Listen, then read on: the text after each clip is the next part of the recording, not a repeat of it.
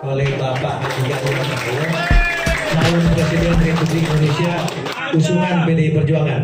Dan mudah-mudahan pada saat beliau nanti dilantik, kita ini semua wartawan dapat mewartakan supaya Sulsel itu betul-betul dapat prioritas pertama dikunjungi oleh Pak Ganjar, dan pertama kali juga memberikan berita yang menyenangkan buat kita semua.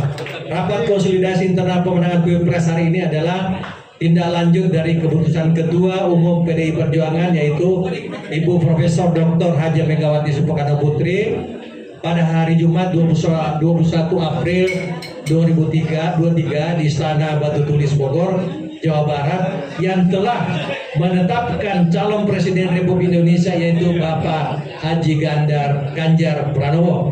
Kegiatan ini adalah langkah taktis dan strategis untuk membangun interaksi yang lebih terarah, fondasi semangat gotong royong seluruh kekuatan struktur partai, legislatif dan eksekutif partai harus bergerak masif melakukan kerja-kerja partai. Dalam perjuangan merebut kekuasaan, kita harus memiliki kekuatan untuk menang.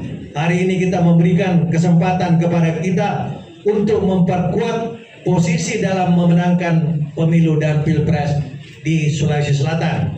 Hadirin yang saya hormati, PDI Perjuangan Provinsi Sulawesi Selatan secara serius menyiapkan pemilu dan pilpres sebagai satu kesatuan dalam kerja besar gotong royong yang mengedukasi, menggerakkan, dan membangun kesadaran publik dalam tradisi demokrasi yang sehat. Mengawal dan memenangkan Haji Ganjar Pranowo di pilpres adalah wajib hukumnya.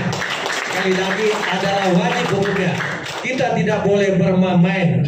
Ini adalah kesempatan kita menggerakkan seluruh mesin partai kepada seluruh kader PDI Perjuangan, struktur eksekutif dan legislatif partai untuk tetap tegak lurus dan solid bergerak memenangkan Pilpres 2024.